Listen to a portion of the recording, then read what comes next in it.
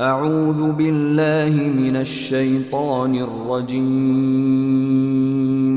بسم الله الرحمن الرحيم. In the name of Allah, the entirely merciful, the especially merciful. سورة أنزلناها وفرضناها وأنزلنا فيها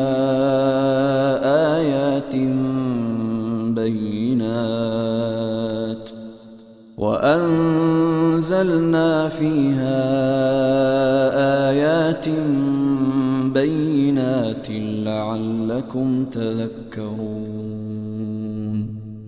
This is a surah which we have sent down and made that within it obligatory and revealed therein verses of clear evidence that you might remember. الزانية والزاني فاجلدوا كل واحد منهما 100 جلدة ولا تأخذكم بهما رأفة في دين الله إن كنتم تؤمنون بالله واليوم الآخر وليشهد عذابهما طائفة من المؤمنين. The unmarried woman or unmarried man found guilty of sexual intercourse, lash each one of them with 100 lashes, and do not be taken by pity for them in the religion of Allah, if you should believe in Allah and the last day, and let a group of the believers witness their punishment.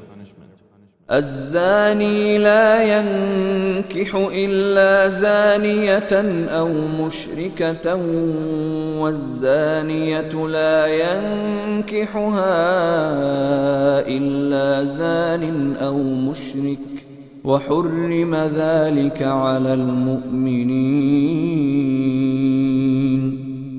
The fornicator does not marry except a female fornicator or polytheist, and none marries her except a fornicator or a polytheist, and marriage to such persons has been made unlawful to the believers.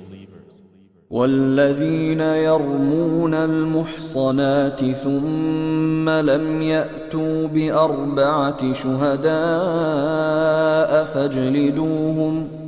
فاجلدوهم 80 جلدة ولا تقبلوا لهم شهادة أبدا وأولئك هم الفاسقون. And those who accuse chaste women and then do not produce 4 witnesses, lash them with 80 lashes and do not accept from them testimony ever after. And those are the defiantly disobedient. إلا الذين تابوا من بعد ذلك وأصلحوا فإن الله غفور رحيم. Except for those who repent thereafter and reform, for indeed Allah is forgiving and merciful. والذين يرمون أزواجهم ولم يكن لهم شهداء إلا أنفسهم فشهادة أحدهم 4 شهادات بالله إنه لمن الصادقين. And those who accuse their wives of adultery and have no witnesses except themselves, then the witness of one of them shall be 4 testimonies swearing by Allah that indeed he is of the truthful. والخامسة أن لعنة الله عليه إن كان من الكاذبين. And the 5th oath will be that the curse of Allah be upon him if he should be among the liars. ويدرأ عنها العذاب أن تشهد 4 شهادات بالله إنه لمن الكاذبين. But it will prevent punishment from her if she gives 4 testimonies, swearing by Allah that indeed he is of the liars. والخامسة أن غضب الله عليها إن كان من الصادقين. And the fifth oath will be that the wrath of Allah be upon her if he was of the truthful.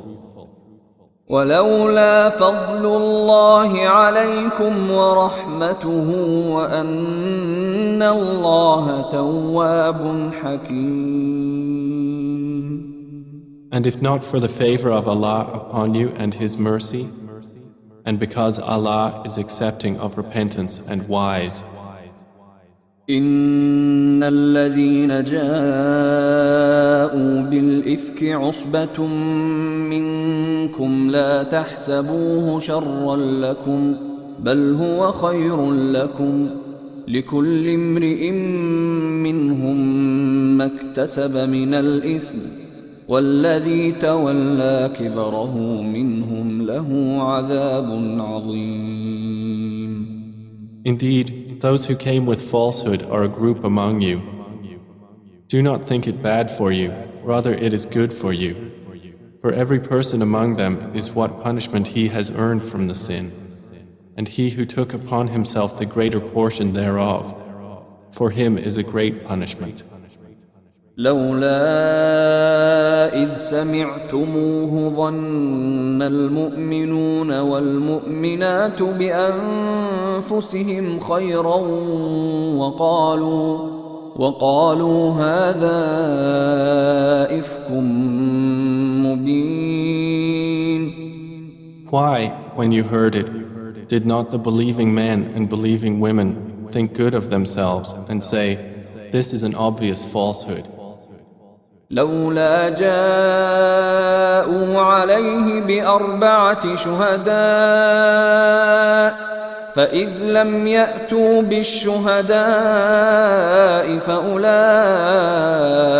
عند الله هم الكاذبون. Why did they who slandered not produce for it 4 witnesses? And when they do not produce the witnesses, then it is they in the sight of Allah who are the liars. ولولا فضل الله عليكم ورحمته في الدنيا والآخرة لمسكم فيما أفضتم فيه عذاب عظيم. And if it had not been for the favor of Allah upon you and His mercy in this world and the hereafter, you would have been touched for that lie in which you were involved by a great punishment. إذ تلقونه بألسنتكم وتقولون بأفواهكم ما ليس لكم به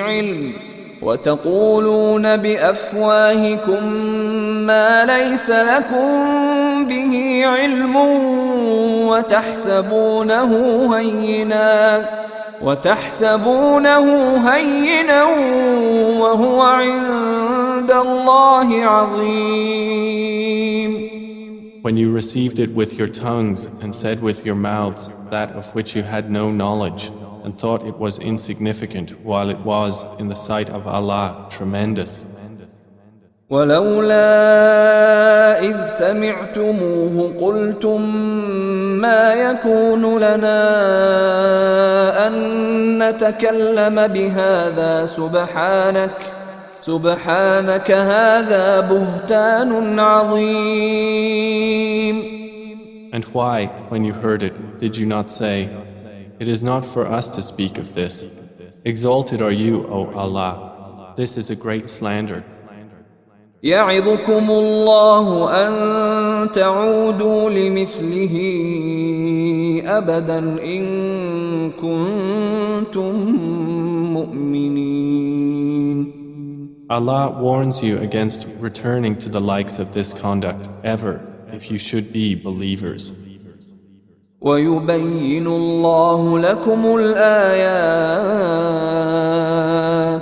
والله عليم حكيم. And Allah makes clear to you the verses, and Allah is knowing and wise. إن الذين يحبون أن تشيع الفاحشة في الذين آمنوا لهم عذاب أليم في الدنيا والآخرة والله يعلم وأنتم لا تعلمون. Indeed, those who like that immorality should be spread among those who have believed will have a painful punishment in this world and the hereafter. And Allah knows, and you do not know. ولولا فضل الله عليكم ورحمته وأن الله رؤوف رحيم. And if it had not been for the favor of Allah upon you and His mercy, and because Allah is kind and merciful.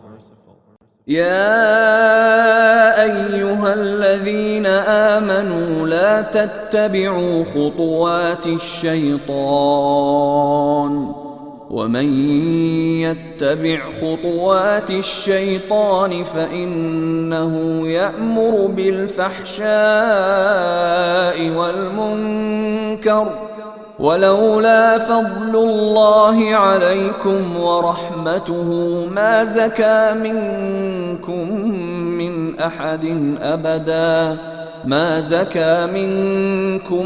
من أحد أبدا ولكن الله يزكي من يشاء والله سميع عليم. O you who have believed, do not follow the footsteps of Satan.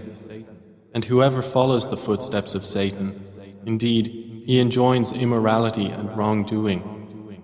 And if not for the favor of Allah upon you and His mercy, not one of you would have been pure ever. But Allah purifies whom He wills, and Allah is hearing and knowing. ولا يأتل أولو الفضل منكم والسعة أن يؤتوا أولي القربى والمساكين والمهاجرين في سبيل الله وليعفوا وليصفحوا ألا تحبون أن يغفر الله لكم والله غفور رحيم. And let not those of virtue among you and wealth swear not to give aid to their relatives and the needy and the immigrants for the cause of Allah, and let them pardon and overlook. Would you not like that Allah should forgive you? And Allah is forgiving and merciful. إن الذين يرمون المحصنات الغافلات المؤمنات لعنوا في الدنيا والآخرة ولهم عذاب عظيم. Indeed, those who falsely accuse chaste, unaware and believing women are cursed in this world and the hereafter, and they will have a great punishment. يوم تشهد عليهم ألسنتهم وأيديهم وأرجلهم بما كانوا يعملون. On a day when their tongues, their hands and their feet will bear witness against them as to what they used to do. يومئذ يوفيهم الله دينهم الحق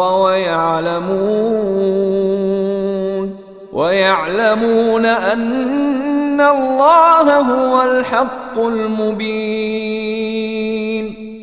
That day, Allah will pay them in full their true recompense, and they will know that it is Allah who is the manifest truth. الخبيثات للخبيثين والخبيثون للخبيثات والطيبات للطيبين والطيبون للطيبات أولئك مبرؤون مما يقولون لهم مغفرة ورزق كريم. Evil words are for evil men, and evil men are subjected to evil words. And good words are for good men, and good men are an object of good words. Those good people are declared innocent of what the slanderers say. For them is forgiveness and noble provision. يا أيها الذين آمنوا لا تدخلوا بيوتا غير بيوتكم حتى تستأنسوا وتسلموا على أهلها ذلكم خير لكم لعلكم تذكرون. O you who have believed, do not enter houses other than your own houses until you ascertain welcome and greet their inhabitants. That is best for you. Perhaps you will be reminded. فإن لم تجدوا فيها أحدا فلا تدخلوها حتى يؤذن لكم وإن قيل لكم ارجعوا فارجعوا هو أزكى لكم والله بما تعملون عليم. And if you do not find anyone therein, do not enter them until permission has been given you. And if it is said to you, go back, then go back. It is purer for you. And Allah is knowing of what you do. ليس عليكم جناح أن تدخلوا بيوتا غير مسكونة فيها متاع لكم والله يعلم ما تبدون وما تكتمون. There is no blame upon you for entering houses not inhabited, in which there is convenience for you. And Allah knows what you reveal and what you conceal. قل للمؤمنين يغضوا من أبصارهم ويحفظوا فروجهم ذلك أزكى لهم إن الله خبير بما يصنعون. Tell the believing men to reduce some of their vision and guard their private parts. That is purer for them. Indeed, Allah is acquainted with what they do.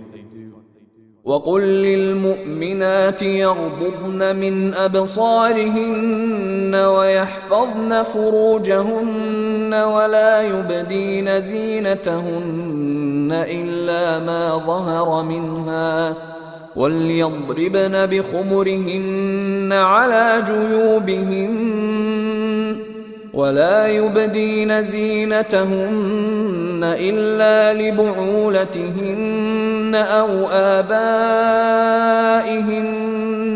آباء بعولتهن أو أبنائهن أو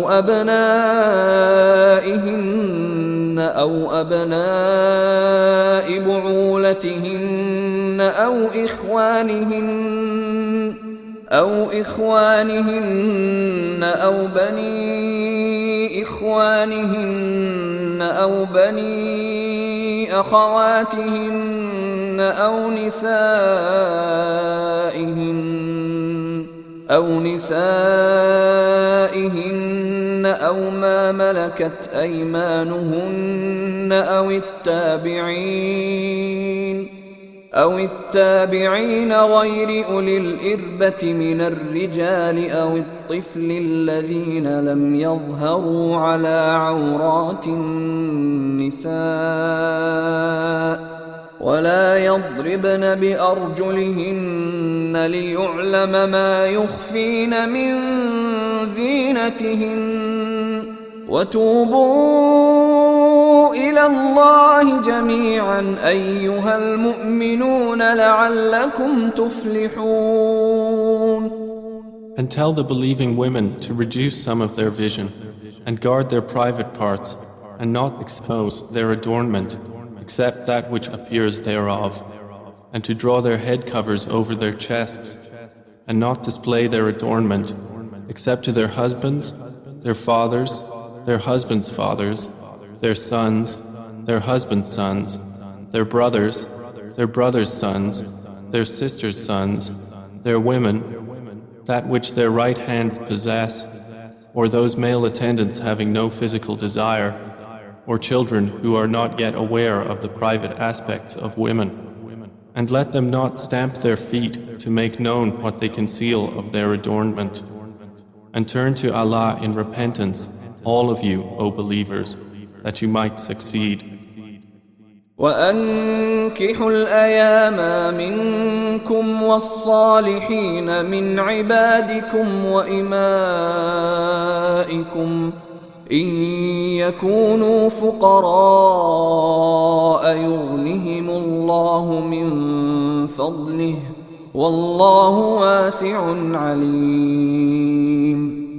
And marry the unmarried among you, and the righteous among your male slaves and female slaves. If they should be poor, Allah will enrich them from His bounty, and Allah is all-encompassing and knowing.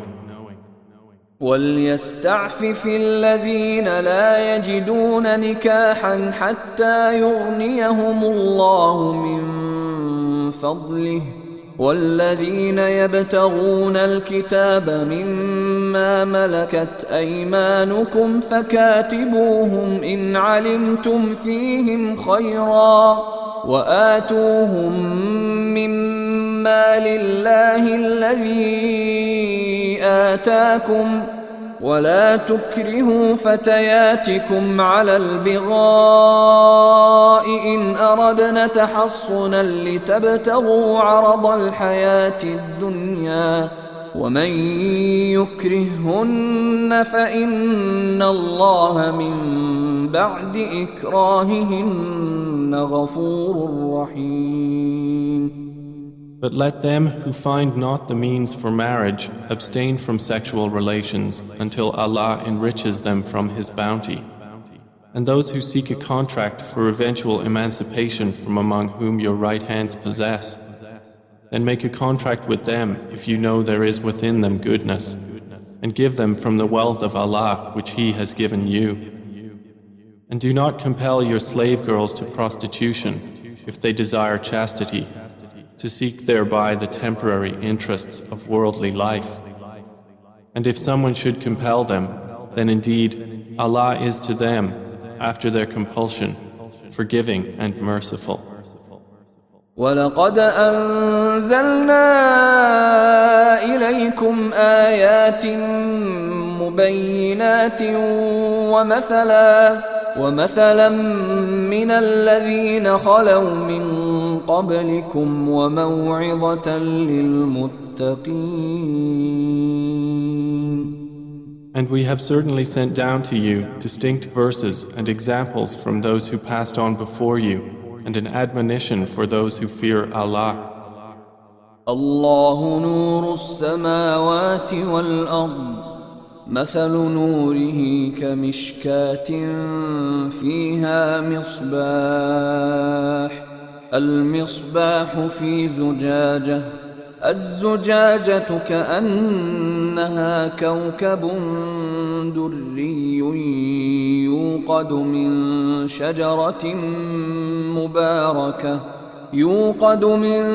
شجرة مباركة زيتونة لا شرقية ولا غربية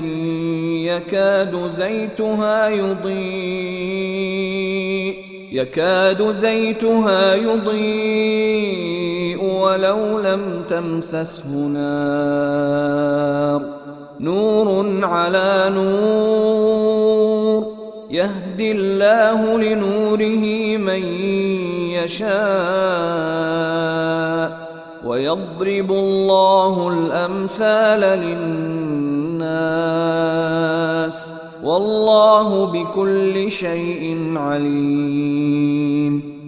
Allah is the light of the heavens and the earth. The example of His light is like a niche within which is a lamp. The lamp is within glass. The glass as if it were a pearly white star lit from the oil of a blessed olive tree, neither of the east nor of the west, whose oil would almost glow even if untouched by fire. Light upon light.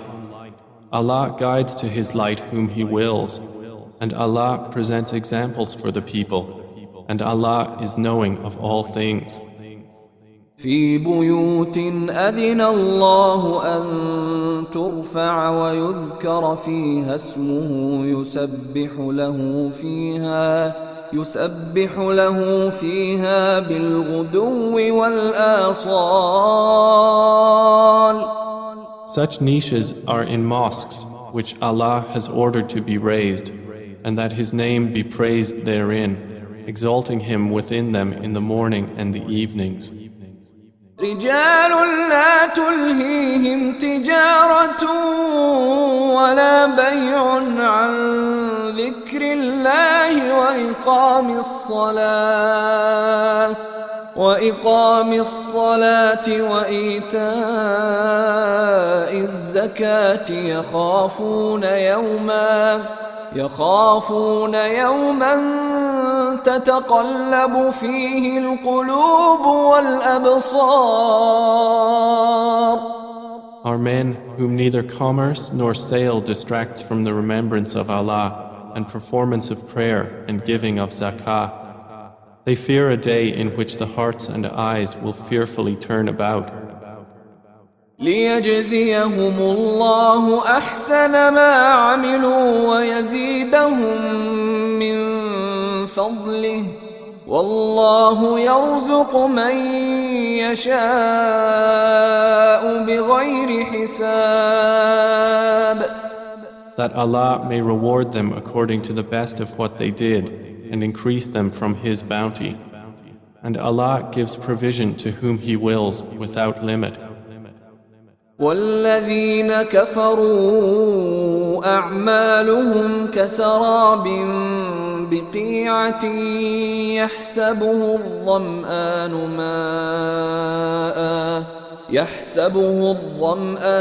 ماء حتى إذا جاءه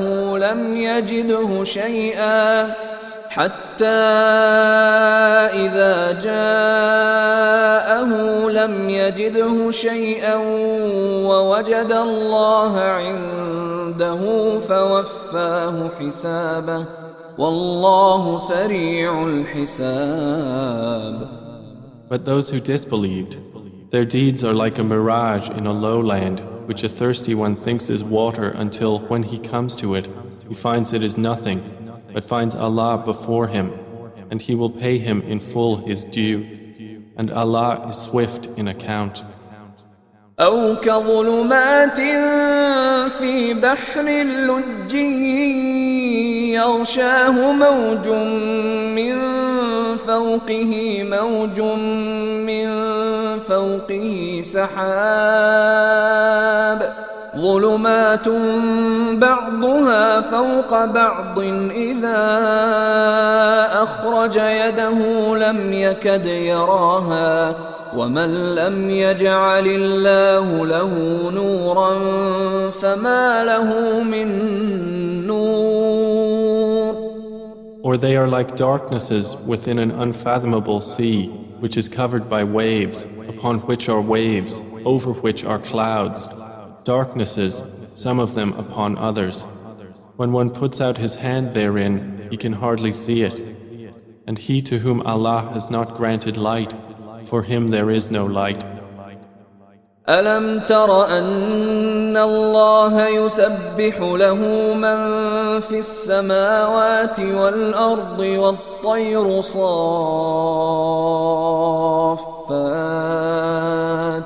كل قد علم صلاته وتسبيحه والله عليم بما يفعلون. Do you not see that Allah is exalted by whomever is within the heavens and the earth, and by the birds with wings spread in flight? Each of them has known his means of prayer and exalting Him, and Allah is knowing of what they do. وَلِلَّهِ مُلْكُ السَّمَاوَاتِ وَالْأَرْضِ وَإِلَى اللَّهِ الْمَصِيرُ. And to Allah belongs the dominion of the heavens and the earth, and to Allah is the destination.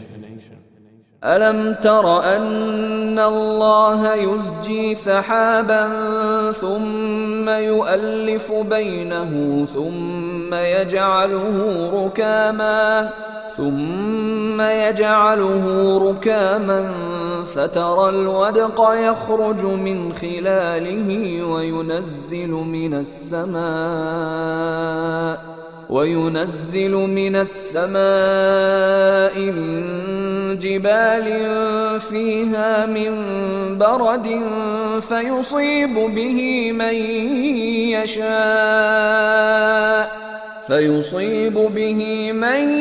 يشاء ويصرفه عن من يشاء يكاد سنا برقه يذهب بالأبصار. Do you not see that Allah drives clouds? Then He brings them together, then He makes them into a mass, and you see the rain emerge from within it. And He sends down from the sky mountains of clouds within which is hail, and He strikes with it whom He wills and averts it from whom He wills. The flash of its lightning almost takes away the eyesight. يقلب الله الليل والنهار إن في ذلك لعبرة لأولي الأبصار. Allah alternates the night and the day. Indeed, in that is a lesson for those who have vision. والله خلق كل دابة من ماء فمنهم من يمشي على بطنه ومنهم من يمشي على رجلين ومنهم من يمشي على أربع يخلق الله ما يشاء إن الله على كل شيء قدير. Allah has created every living creature from water, and of them are those that move on their bellies, and of them are those that walk on two legs, and of them are those that walk on four. Allah creates what He wills. Indeed, Allah is over all things competent. لقد أنزلنا آيات مبينات والله يهدي من يشاء إلى صراط مستقيم. We have certainly sent down distinct verses, and Allah guides whom He wills to a straight path. ويقولون آمنا بالله وبالرسول وأطعنا ثم يتولى فريق منهم من بعد ذلك وما أولئك بالمؤمنين. But the hypocrites say, we have believed in Allah and in the Messenger, and we obey. Then a party of them turns away after that, and those are not believers. وَإِذَا دُعُوا إِلَى اللَّهِ وَرَسُولِهِ لِيَحْكُمَ بَيْنَهُمْ إِذَا فَرِيقٌ مِّنْهُمْ مُعْرِضُونَ. And when they are called to the words of Allah and His Messenger to judge between them, at once a party of them turns aside in refusal. وَإِن يَكُن لَّهُمُ الْحَقُّ يَأْتُوا إِلَيْهِ مُذْعِنِينَ. But if the right is theirs, they come to Him in prompt obedience. أَفِي قُلُوبِهِم مَّرَضٌ أَمِ ارْتَابُوا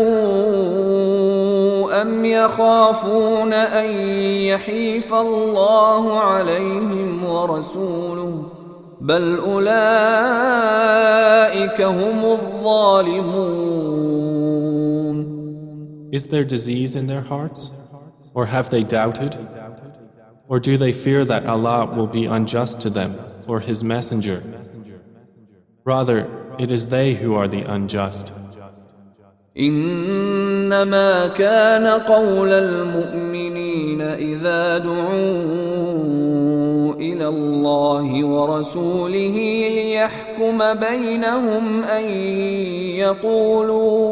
أن يقولوا سمعنا وأطعنا وأولئك هم المفلحون. The only statement of the true believers when they are called to Allah and His Messenger to judge between them is that they say, "We hear and we obey," and those are the successful. ومن يطع الله ورسوله ويخشى الله ويتقه فأولئك هم الفائزون. And whoever obeys Allah and His Messenger and fears Allah and is conscious of Him, it is those who are the attainers. وأقسموا بالله جهد أيمانهم لئن أمرتهم ليخرجن قل لا تقسموا طاعة معروفة إن الله خبير بما تعملون. And they swear by Allah their strongest oaths, that if you ordered them, they would go forth in Allah's cause. Say, do not swear, such obedience is known. Indeed, Allah is acquainted with that which you do. قل أطيعوا الله وأطيعوا الرسول فإن تولوا فإنما عليه ما حمل وعليكم ما حملتم وإن تطيعوه تهتدوا وما على الرسول إلا البلاغ المبين. Say, obey Allah and obey the Messenger, but if you turn away, then upon him is only that duty with which he has been charged, and upon you is that with which you have been charged. And if you obey him, you will be rightly guided, and there is not upon the Messenger except the responsibility for clear notification. وعد الله الذين آمنوا منكم وعملوا الصالحات ليستخلفنهم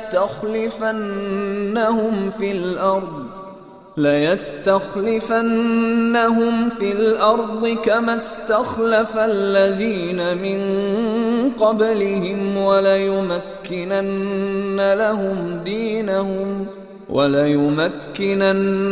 لهم دينهم الذي ارتضى لهم وليبدلنهم من بعد خوفهم أمنا يعبدونني لا يشركون بي شيئا ومن كفر بعد ذلك فأولئك هم الفاسقون. Allah has promised those who have believed among you and done righteous deeds that He will surely grant them succession to authority upon the earth, just as He granted it to those before them, and that He will surely establish for them therein their religion, which He has preferred for them, and that He will surely establish for them after their fear security, for they worship Me, not associating anything with Me. But whoever disbelieves after that, then those are the defiantly disobedient. وأقيموا الصلاة وآتوا الزكاة وأطيعوا الرسول لعلكم ترحمون. And establish prayer and give zakah and obey the Messenger that you may receive mercy. لا تحسبن الذين كفروا معجزين في الأرض ومأواهم النار ولبئس المصير. Never think that the disbelievers are causing failure to Allah upon the earth. Their refuge will be the fire, and how wretched the destination.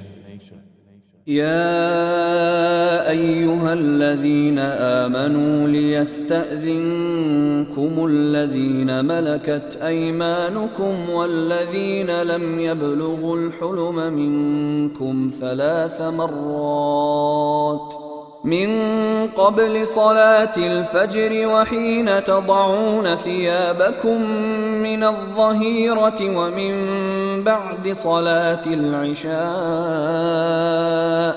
3 عورات لكم ليس عليكم ولا عليهم جناح بعدهن طوافون عليكم بعضكم على بعض كذلك يبين الله لكم الآيات والله عليم حكيم. O you who have believed, let those whom your right hands possess and those who have not yet reached puberty among you ask permission of you before entering at 3 times. Before the dawn prayer, and when you put aside your clothing for rest at noon, and after the night prayer. These are 3 times of privacy for you. There is no blame upon you nor upon them beyond these periods, for they habitually circulate among you, some of you among others. Thus does Allah make clear to you the verses, and Allah is knowing and wise. وَإِذَا بَلَغَ الْأَطْفَالُ مِنكُمُ الْحُلُمَ فَلْيَسْتَأْذِنُوا كَمَا اسْتَأْذَنَ الَّذِينَ مِن قَبْلِهِمْ كَذَلِكَ يُبَيِّنُ اللَّهُ لَكُمْ آيَاتِهِ وَاللَّهُ عَلِيمٌ حَكِيمٌ. And when the children among you reach puberty, let them ask permission at all times, as those before them have done. Thus does Allah make clear to you His verses, and Allah is knowing and wise. والقواعد من النساء اللاتي لا يرجون نكاحا فليس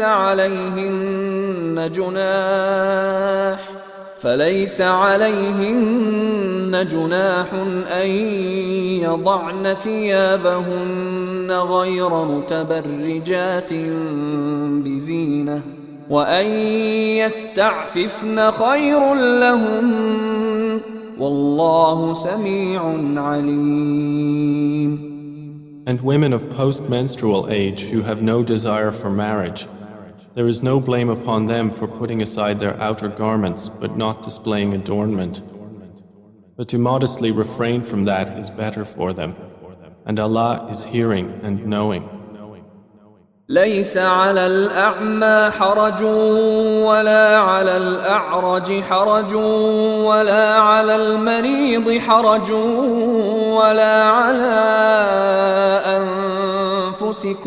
ولا على أنفسكم أن تأكلوا من بيوتكم أو بيوت آبائكم أو بيوت أمهاتكم أو بيوت إخوانكم أو بيوت أخواتكم أو بيوت أعمامكم أو بيوت عماتكم أو بيوت أخوالكم أو بيوت خالاتكم أو ما ملكتم مفاتحه أو صديقكم ليس عليكم جناح أن تأكلوا جميعا أو أشتاتا فإذا دخلتم بيوتا فسلموا على أنفسكم تحية من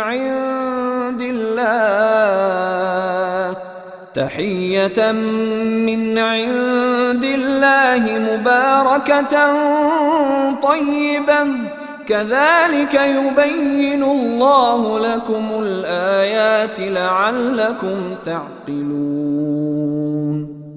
There is not upon the blind any guilt, nor upon the lame any guilt, nor upon the ill any guilt, nor upon yourselves if you eat from your own houses, or the houses of your fathers, or the houses of your mothers, or the houses of your brothers, or the houses of your sisters, or the houses of your father's brothers, or the houses of your father's sisters, or the houses of your mother's brothers, or the houses of your mother's sisters, or from houses whose keys you possess, or from the house of your friend. There is no blame upon you whether you eat together or separately. But when you enter houses, give greetings of peace upon each other, a greeting from Allah, blessed and good. Thus does Allah make clear to you the verses of ordinance, that you may understand. إنما المؤمنون الذين آمنوا بالله ورسوله وإذا كانوا معه على أمر جامع لم يذهبوا حتى يستأذنوه إن الذين يستأذنونك أولئك الذين يؤمنون بالله ورسوله فإذا استأذنوك لبعض شأنهم فأذن لمن شئت منهم واستغفر لهم الله إن الله غفور رحيم.